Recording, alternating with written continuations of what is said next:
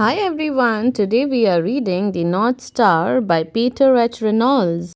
A sweet breeze met the boy as he awoke to his journey. He traveled on all fours for quite some time and he grew and he paused. One day he had the urge to stand, to walk.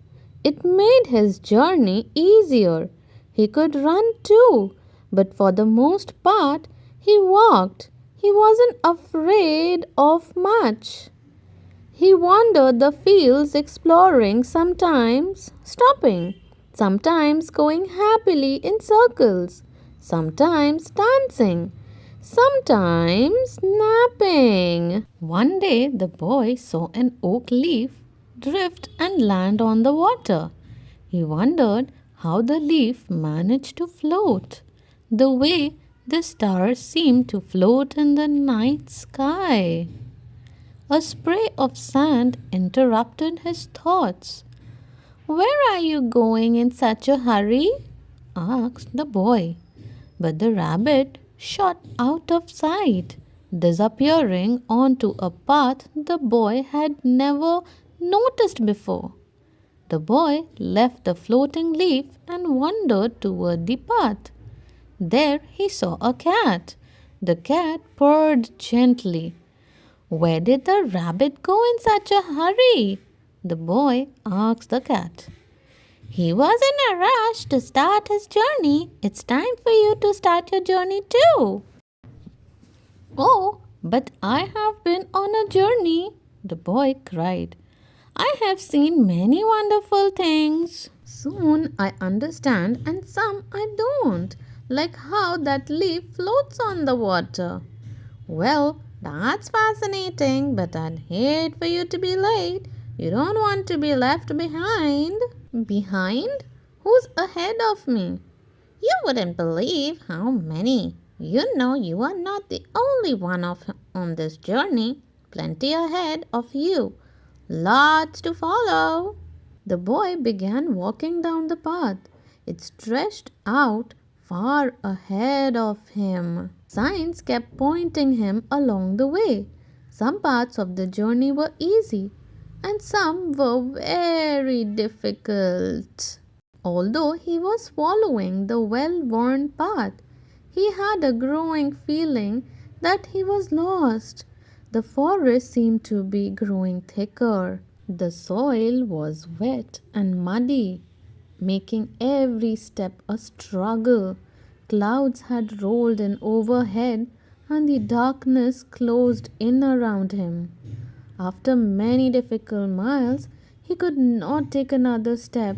He noticed an oak leaf drift from the sky. It sailed with ease. It swirled on a breeze and was carried deep into the forest.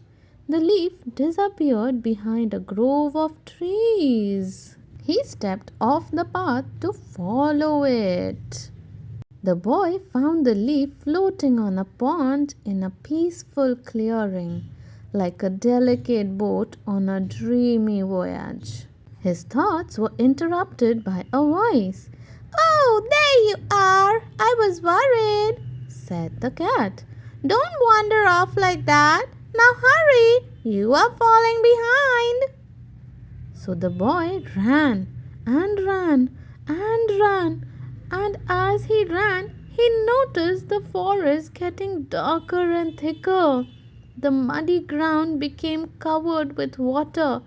He could no longer see the path. He sloshed through the swamp until he came to a clearing in the forest. There he saw a bird. "You look lost," the bird said. "I don't think so. I'm not sure if I'm lost," the boy replied. "I really hadn't thought about it." "Haven't thought about it?" said the bird. "You must have some idea of where you are going, yes?" "Well, I have been following the path. It seems as if many people have taken it before me, and there have been many signs along the way. And a very helpful cat guided me back to the path when I started to wander. The crickets fell silent as the bird asked, "But where do you want to be going?" "I'm not sure," said the boy as he looked around at the dark, tangled swamp. "But I do know that this isn't where I want to be. I guess I'm lost." The bird said, "Ask yourself where it is you want to go, and then follow the signs you already know." "What signs? Where are they?" But the bird flew off into the cloudy night sky. The boy looked up into the sky, something he had not done in a very, very long time. He tried desperately to see where the bird had gone. As he did, the clouds seemed to melt, and there above him was a star, a very bright star. The boy stared at the star and felt a pang in his heart, a tingling in his spine, a whisper in his ear. He could hear the star. The voice sounded so familiar. The boy began to walk toward the star. As he did, he noticed many other stars stretched out above him like a great big map. They had been there all along, waiting for him. He stopped and rested a moment, savoring his guiding star. "What are you staring at?" croaked a voice behind him. "What is up there? What's so interesting?" The boy waded closer and answered, "Stars. I'm looking at the stars." "What stars?" asked the frog. "I see a dark sky and a mist and the low green clouds." "You don't see them?" the boy asked. "They are helping guide me out of the swamp. Would you like to come with me?" "No, thank you," the frog smiled. "I'm quite at home here in the bog. I swam here as a tadpole and grew up here, and here I will stay." The boy realized at that moment that everyone has a different journey, different signs, and different stars, their own constellations. The boy left the frog, who croaked a farewell. "Good luck on your journey." As he ventured beyond the swampy forest, the boy heard a cry. It was the rabbit who had been in such a hurry earlier, looking tired and hungry. He was stranded on a limb in the middle of the rushing river. The boy waded out, but realized that the river was too deep. The rabbit was trapped. Then he saw an oak leaf drift by.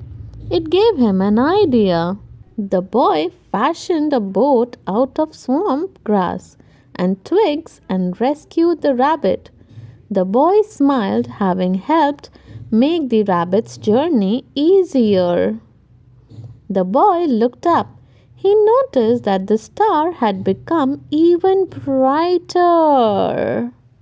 He followed the star, and as he did, the muddy ground grew drier, then grassy, then soft and sandy. Finally, he came to rest atop a dune. There below him was a beach and a boat. The boy looked out toward the horizon.